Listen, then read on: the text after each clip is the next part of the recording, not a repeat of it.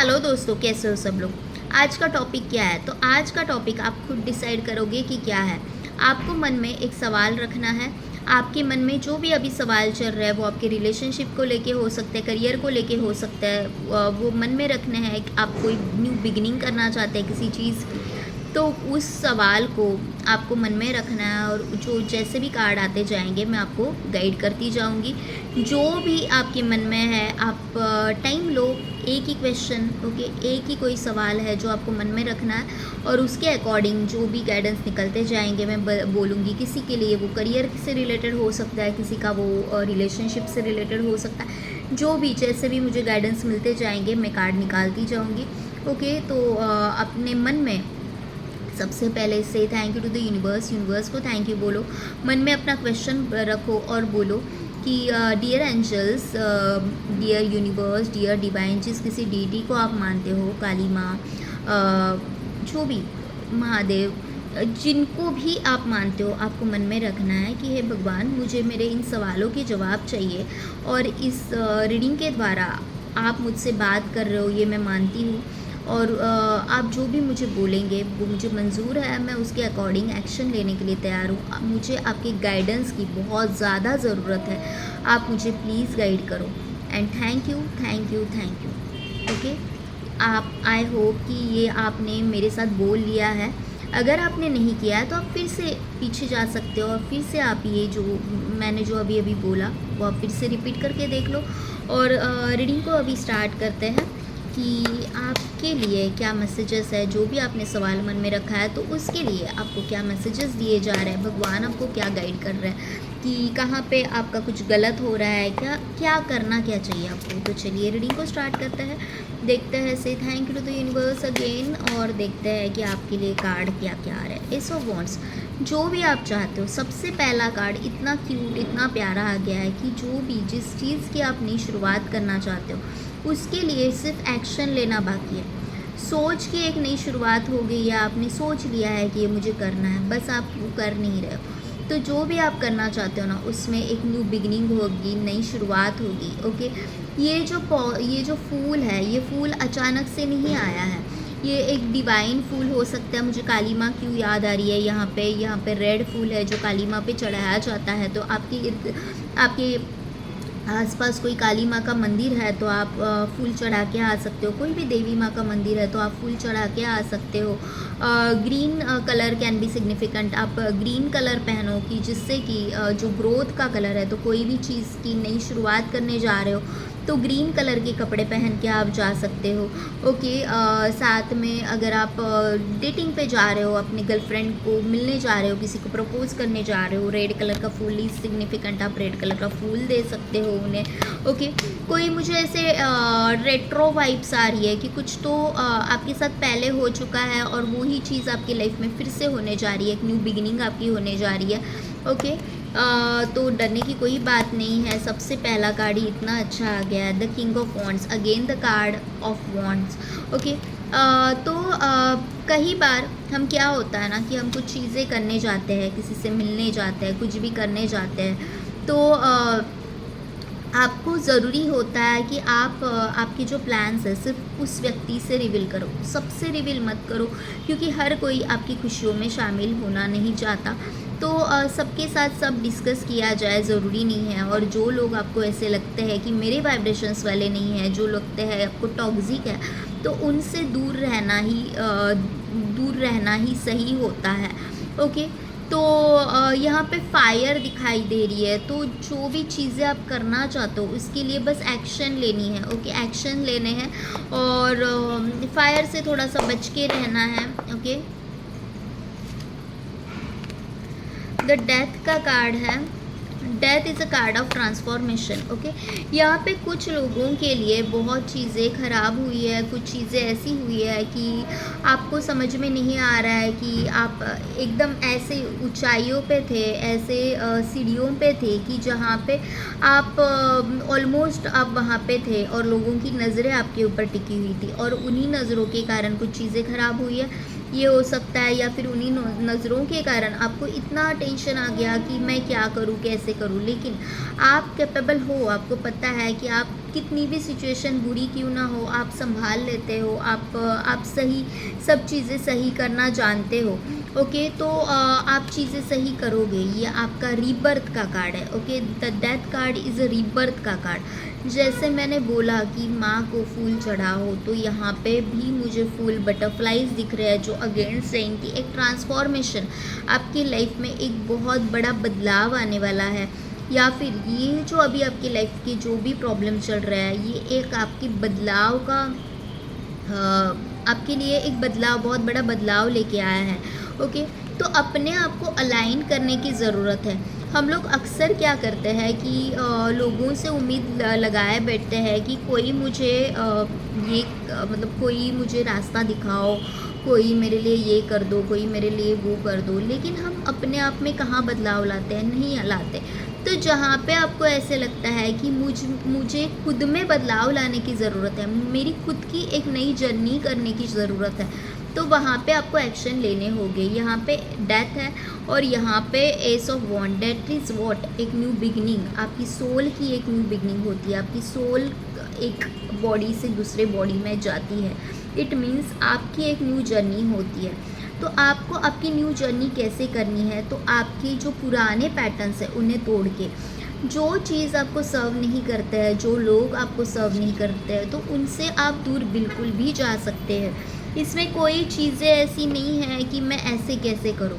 यहाँ पे जो पाबंदियाँ आपने लगाई हुई है, वो पाबंदियाँ आप ही को तोड़नी होगी। आपने लगाई हो या फिर लोगों ने लगाई हो, या फिर आपने लोगों के हाथ में खुद ही अपनी चाबी दे दी हो कि ये लो। ओके, वो पाबंदियाँ आप ही को हटानी होगी।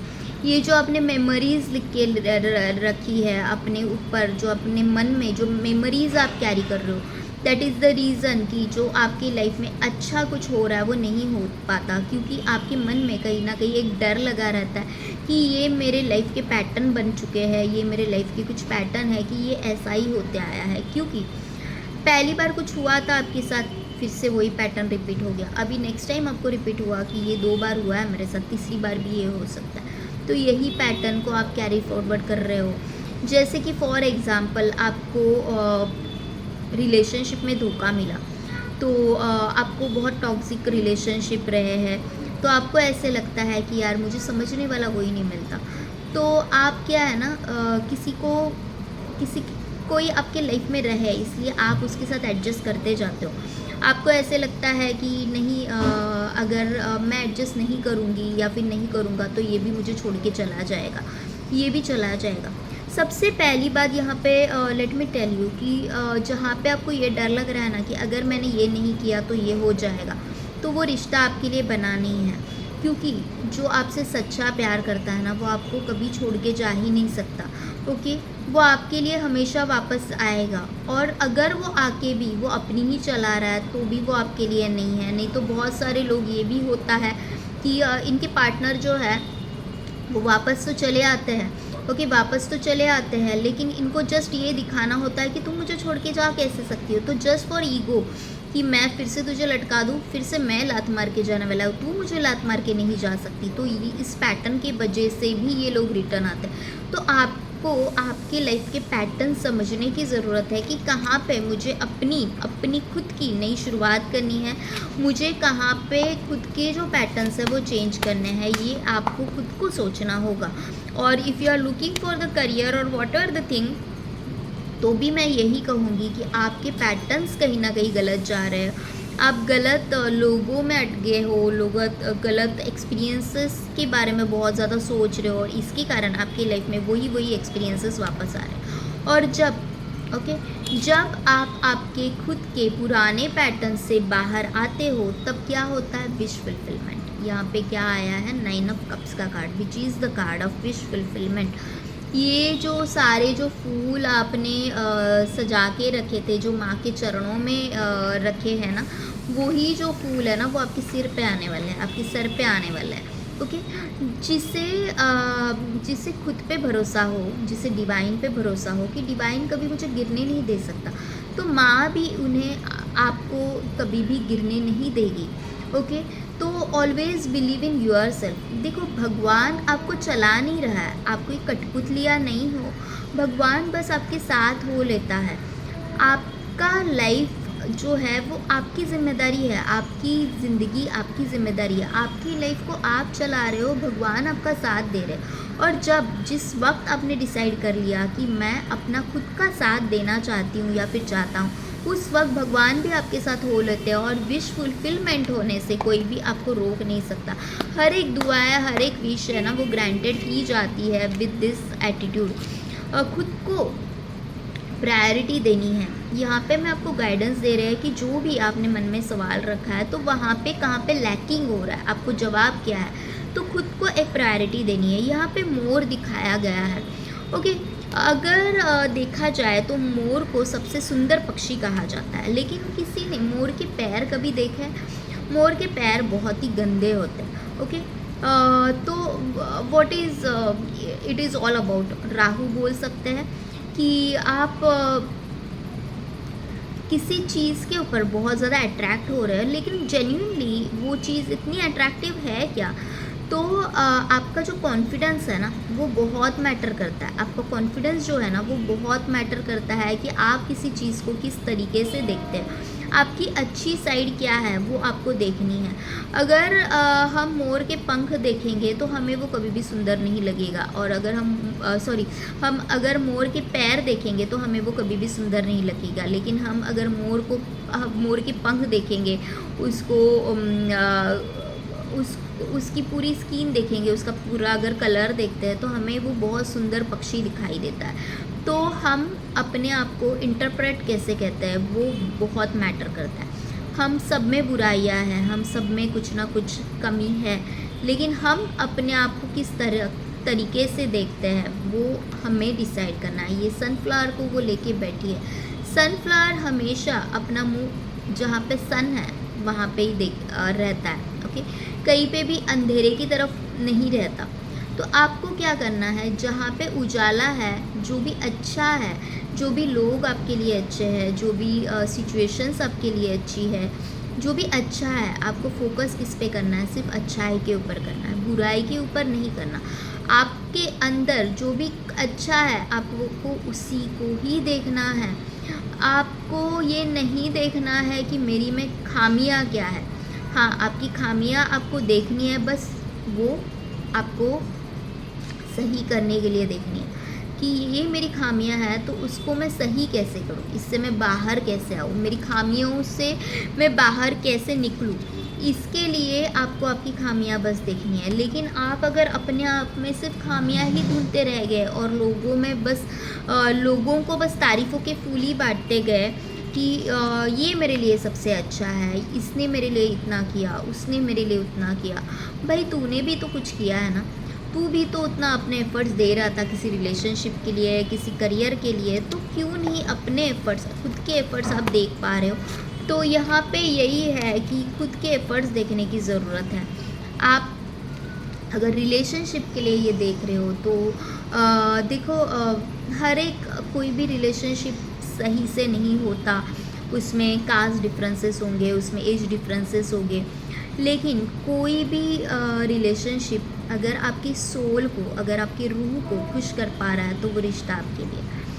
ओके, ज़रूरी नहीं है कि लोग उसमें क्या देख रहे हैं, ये ज़रूरी नहीं है, लेकिन वो रिश्ता कितना सही है वो ज़रूरी है।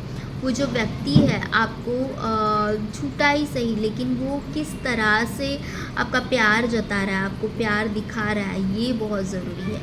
ओके, तो बहुत सारी चीज़ें हैं कि जो लोगों से छुपाने से कोई फ़र्क नहीं पड़ता, लेकिन आप दोनों में अच्छी कंपैटिबिलिटी होना बहुत ज़रूरी होता है कि मुझे इस व्यक्ति के साथ कंपैटिबिलिटी कितनी फ़ील होती है, मैं इसके साथ खुश कितना रह लेती हूँ, ये बहुत ज़रूरी होता है। और अगर कोई व्यक्ति आपको इस तरह का फीलिंग नहीं दे पाता है, अगर इस तरह के वाइब्स नहीं दे पाता है कि आपको वहाँ पे शांत फील हो, आपको वहाँ पे काम फील हो, तो वो व्यक्ति, वो इंसान आपके लिए नहीं है। जहाँ पे आपको आपके अंदर के सैलाब खुद ही को शांत करने पड़ रहे हो, और सामने वाला पर्सन जब आपकी लाइफ में भूचाल आ रहा है तब वो आपके साथ नहीं है, और वो पर्सन सिर्फ आपके साथ उस वक्त है जब उसकी लाइफ में भूचाल आ रहा है और जब उसको आपकी ज़रूरत है।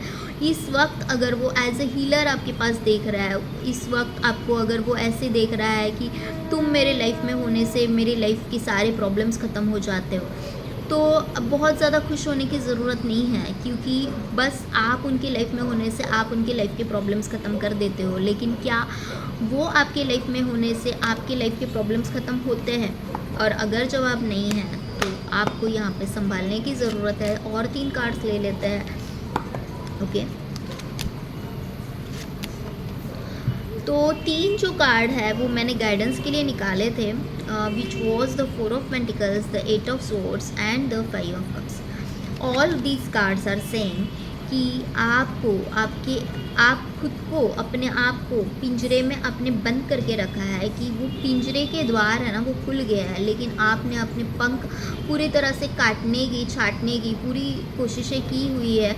क्यों? क्योंकि आप पास्ट में अटके हुए हैं। जो हाथ में है वो नहीं दिख रहा है आपको, जो हाथ से फिसलता जा रहा है वो देख रहे हो।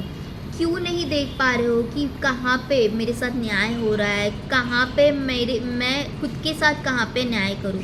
जो चीज़ें हाथों से फिसल चुकी है वो आप नहीं देख पा रहे हो, लेकिन जो हाथ में है उसको नर्चर कैसे करूँ वो आपकी समझ में नहीं आ रहा है। कहीं ना कहीं आपके दुखों का कारण आप खुद बने हुए हो। अपना दिल खोल के एक तो किसी के सामने रखते नहीं हो, और अब जब रखते हो तो गलत लोगों के सामने रखते होगे या फिर गलत लोगों से बातें करते। ये जो पाबंदियां है वो आपने खुद अपने ऊपर लगा के रखी है, और सिर्फ एक चंद कुछ खुशियों के लिए, चंद कुछ लम्हों के लिए, जिसमें सच्चाई बहुत बहुत कम है। ये जो घर है जो उसने हाथ में पकड़ के रखा है वो उसका घर नहीं है। इट इज़ जस्ट इमेजिनेशन कि ये मेरा है। जो आप मेरा मेरा मेरा कर रहे हो कि ये मेरा है, मैं अगर छोड़ दूंगी तो ये मेरे हाथ से चले जाएगा। लेकिन जो चीज़ें छूटने का आपको डर लगता है कि अगर मैं मेरे हाथ खुले रखती हूँ तो ये मेरे हाथ से उससे फिसल जाएगी, तो सोच लेना ये मेरे हाथ, ये मेरे कभी था ही नहीं, ये मेरे कभी थे ही नहीं। ओके, तो यहाँ पे ये जो पिंजरा है वो आपने खुद यहाँ पे भगवान ने वो पिंजरा खोल के रखा है। निकलना कैसे है वो आपकी